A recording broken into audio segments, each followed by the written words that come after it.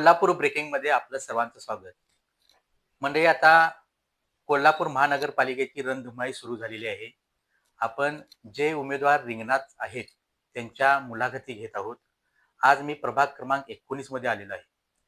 येथील माजी नगरसेवक सुभाष रामुगडे साहेब हे भाजपकडून इच्छुक होते. मात्र ऐनवेळी भाजपनं त्यांना डावललेलं आहे. त्यांनी जनसुराज्य पक्षाचा झेंडा आता हाती घेतलेला आहे. तर आता त्यांची नेमकी काय भूमिका असणार आहे हे आपण जाणून घेणार आहोत. नमस्कार साहेब. नमस्कार. साहेब, आता पक्ष बदललेला आहे, नेते बदललेले आहेत. ह्या निवडणुकीला सामोरे जाताना तुम्ही कसे सामोरे जाणार आहात? आता असं काही पक्ष बदलला असं म्हणायची काही हरकत नाही, कारण मी का पक्ष बदलला हा विषय बऱ्याचपैकी जनतेला माहिती आहे. मी याच घटकमध्ये आहे. जनस्वराज्य शक्ती ही ऑलरेडी पक्ष महायुतीतलाच एक घटक आहे. आणि सगळ्या जगाला माहिती आहे, म्हणजे महाराष्ट्राला माहिती आहे की हे कोणाच्या जवळची व्यक्ती आहे. आणि त्यांचे विचार बघितले तर सगळे विचार अतिशय हुशार, नेतृत्व, सगळ्या गोष्टी यांच्या आहेत. आता पक्ष का बदलला आहे ह्याचं कारण मी माझ्या प्रभागातल्या लोकांना सांगायची काहीच आवश्यकता नाही आहे. कारण पक्ष, मी पहिली माझी मुलाखत झाली त्यात सांगितली की पक्ष हा शिस्तबद्ध पक्ष आहे. मी गेले पक्षामध्ये माझा जन्म झालेला आहे. पक्षाचा मी दिलेल्या जबाबदाऱ्या प्रामाणिकपणे पूर्ण केलेल्या आहेत. आणि ज्यावेळेस मी पहिल्यांदा 2010 ला निवडून आलो त्यावेळेस मी अतिशय प्रामाणिकपणे काम केलं. ह्या उपनगरामध्ये पहिला नगरसेवक मी निवडून आलो आणि केंद्रात राज्यात सत्ता नव्हती, महापालिकेत सत्ता नव्हती, तरी मी अतिशय प्रामाणिकपणे काम करून म्हणजे 24 आवर्स नगरसेवक अवेलेबल, म्हणजे असं मी काम केलंय. म्हणजे विरोधक मी काय समजत नव्हतं, काय नव्हतं. कारण प्रभागातली जनता निवडणुकीपुरता विरोध असतो. निवडून आल्यानंतर तुम्हाला किती मतं पडली नाही, तुम्ही विन झालाय ना, तर हे संपूर्ण प्रभागाची जनता ही तुम्ही सेवा केली पाहिजे, अशा पद्धतीने मी काम ठेवलं. ज्यावेळेस पक्षानं सांगितलं की उमेदवारी अर्ज आम्ही भरले, सगळं झालं, मुलाखती झाल्या, काम झालं, मग आम्ही पक्षाला एकच सांगितलं की तुम्ही सर्वे करा, सर्वेमध्ये तो असेल त्याला तिकीट द्या. सगळा सर्वे झाला. ज्यांनी मुलाखती दिल्या भाजपच्या सगळ्यांनी माझं नाव सांगितलं असेल आणि सर्वेमध्ये मी 1 नंबरला होतो. ऐन टायमाला का डावललं का नाही मला अंधारात कळलं, की शेवटच्या दिवशी कळलं की असं तुमचं तिकीट दिलं नाही XYZ. बरं, जे माझे आता विरोध उभारले मी त्यांनाही विचारलं होतं 4 दिवस आधी, तुम्ही उभारणार असला तर सांगा, मी गट बदलतो. नाही म्हणलं, मी उभारणारच नाही. मग तरी पण मग सगळं ऐन शेवटच्या दिवशी कळलं की बाबा मी उभारतोय. फॉर्म भरल्यानंतर कळलं की उभारतो. मग मला ह्या गोष्टीवर जायचं नाहीये. 2010 ला मग मी ज्या घटकातनं उभारलो होतो, अनुसूचित जाती गटातनं, तर आता मी अनुसूचित जाती गटातनंच उभारणार आहे. त्यांनी असं करायला पाहिजे की मी 2010 ला ओपन गटात उभारलो होतो, आता त्यांनी ओपन गटात उभारला पाहिजे होतं.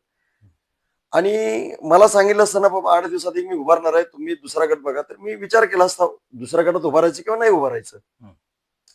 आणि मेळावा घेऊन मला लोकांनी सांगितले की तुम्ही उभा राहा, कारण मी केलेलं काम पोचपावती, मी 2010 ते 15 केलेलं काम आहे, ते काम ना भूतो ना भविष्य. सर्टिफिकेट घेणारा एकमेव नगरसेवक आहे उपनगरामधला. प्रभागाला एवढं सजवलेला. 2015 ला ओबीसी झाला म्हणून मी पलीकडल्या प्रभागामध्ये मिसेसला उभा केलं. त्यामुळे 2015 नंतर परत एकदा मला संधी आली इथं, आणि ह्या संधीचं सोनं करण्याची मी तर म्हणतोय, मला या जनतेची इच्छाशक्ती असेल की परत रामुगडे सारखी ह्या भागामध्ये व्यक्ती पाहिजे, म्हणून हा परत अनुसूचित जातीमध्ये पहिला गट गेला असेल. या निवडणुकीला सामोरं जात असताना तुम्ही कोणत्या मुद्द्यावर सामोरं जात आहे? आता मुद्दे बघा, ही स्थानिक स्वराज्य संस्थेची इलेक्शन आहे, ही कार्यकर्त्याची इलेक्शन आहे, ही नेत्याची इलेक्शन नसते, ही कार्यकर्त्याची असते. आता दिल्ली आणि मुंबई ही इलेक्शन नसते, ही इलेक्शन असते गल्लीतली असते, कार्यकर्त्यांची. आता कार्यकर्त्याच्या इलेक्शनला जर एखादा नेता आला तर तो अन्यायच होतो ना कार्यकर्त्यावर. त्यामुळे मी एक सामान्य कार्यकर्ता म्हणून आहे, सामान्य कार्यकर्ताच म्हणून राहणार. मी 2010 ते 15 नगरसेवक होतो, मी कधीच नगरसेवक म्हणून राहिलो नाही, मी एक सेवक म्हणून काम केलं. आणि आता मुद्दे काय घ्यायचे, आता दिल्लीतले मुद्दे गल्लीत मांडून उपयोग नाही, राज्याचे मुद्दे गल्लीत मांडून उपयोग नाही. आता ह्या भागातल्या ज्या समस्या आहेत ह्याच आपण मांडल्या पाहिजेत आणि ह्याच सोडवल्या पाहिजेत. तर आता जसं हे आपलं उपनगर पडतं, हम्म. आता उपनगरमध्ये अनेक समस्या असतात. हम्म. सांडपाणी, सांडपाणी, पाण्याचं पावसाचं पाणी घरामध्ये जातं ते विषय असेल, किंवा ड्रेनेजच्या समस्या असतात, आरोग्याच्या समस्या असतात, कचऱ्याच्या समस्या असतात. त्याचबरोबर लेआउटचे प्रॉब्लेम असतात. लेआउट झालेले आहेत. लेआउटचे अनेक प्रॉब्लेम्स आहेत. तुमचे गुंठेवारीचे प्रश्न आहेत. हे प्रश्न मार्गी लावायला पाहिजेत. त्याचबरोबर अजून प्रॉपर्टी कार्ड झालेले नाहीत. प्रॉपर्टी कार्डचे विषय आहेत. तो प्रॉपर्टी कार्डचे विषय झालेले नाहीत. आता एखादा खमक्या कोणतर त्या कॉलनीतला असतो त्यांनी करून घेतलेला आहे. बाकीच्या कॉलनीतले कुठे झालेले आहेत अनेक उपनगरामध्ये. तर असे अनेक प्रश्न आहेत, हे मार्गी लावायला पाहिजेत. बाकीचा दुसरा विषय, आज आपल्या इथं या भागामध्ये अनुसूचित जातीमधली जवळपास 4,000 पेक्षा जास्त लोकसंख्या आहे. त्यांच्या अनेक प्रश्न आहेत. म्हणजे स्लम एरिया म्हणतो आपण त्याला. त्यांच्या अनेक प्रश्न आहेत. म्हणजे झोपडपट्टी कार्डचा विषय असेल, तो सोडवला पाहिजे. तो विषय एक सगळ्यात महत्वाचा आहे. आता प्रत्येक जण आश्वासन देतो दर इलेक्शनला आणि जातात. परत 5 वर्षांनी आले की आपण म्हणतो की चला हे केलं की हे मतदान आपल्याला होतं. तो विषय नाही राहिलेला. आता ही जनता शून्य झालेली आहे. काम करणारी व्यक्ती पाहिजे. 10 वर्ष त्रसलेली जनता ही. आज मी फिरतो प्रभागामध्ये, तुम्ही कुठल्याही प्रभागामध्ये जावा, मला रोज गाडीच्या चाकात हवा मारायला लागते, कारण इतके रस्त्याची दयनीय अवस्था झालेली आहे. 2010 ते 2015 हा तुमचा कार्यकाळ होता. या कार्यकाळात तुम्ही काय विकास काम केलं हे मी माझ्या डोळ्यानं पाहिले. त्याचा साक्षीदार मी आहे. अतिशय चांगलं काम केलं. उत्कृष्ट प्रभाग म्हणून तुम्हाला त्याचं पारितोषिक पण मिळालं. तर आता जर जनतेनं पुन्हा जर संधी जर दिली, तर या प्रभागासाठी काय व्हिजन, काय विकासात्मक प्लॅन आहे का तुमचा? आता म्हणजे मी सिंगल प्रभाग असताना 5,000चा, त्यावेळेस 6,000चा प्रभाग होता. आता 25,000 मतदारसंघ आणि 28,000 लोकसंख्येचा मतदारसंघ आहे. आता मी हा उपनगरातला भाग होता त्यावेळेस. मी त्यावेळेस काम केलं. रस्ते गटर कोणीही करतात. त्याच्या पलीकडे जाऊन मी शाळा बांधली. गोरगरीब कुटुंबांना 60 घरं बांधून दिली. आता त्याची जाहिरात दुसरी करतात. मला त्याचे काही देणे घेणे नाही. तिथं पाटी लावलेलं आहे. शाळेच्या तिथे गेला तर त्याच्यावर पाटी आहे कुणी बांधलेली. 60 घरं कुणी बांधले तिथे त्याची पाटी आहे. अनेक असे कोल्हापूर महानगरपालिकेचे 13 ओपन पीस होतं माझ्या महापालिकेचे इथे. त्याच्या मी 8 ओपन पीसवर कोल्हापूर महानगरपालिकेचे नाव लावले. आता एक लागले त्याचं, म्हणजे 9 ओपन पीसवर नाव लागलं. सांस्कृतिक सभागृह बांधून दिली तिथे 4 ठिकाणी. असे अनेक काम केले. तशा दयनीय अवस्था उर्वरित प्रभाग जो मला अटॅच झालेला आहे तिथले आहे समस्या. तर तो महत्वाचा प्रश्न आहे की तिथले अनेक मी आता फिरतोय, मला लोकांच्या समस्या कळतायत. पाणी घरात नाही जाते. जसं मी इथं तपोवन म्हाडामध्ये पाण्याचा विषय होता तो मिटवला आणि 1.5 कोटी रुपये खर्च करून अनेक चॅनेल, अंडरग्राऊंड चॅनेल बांधले, चॅनेल केलेत.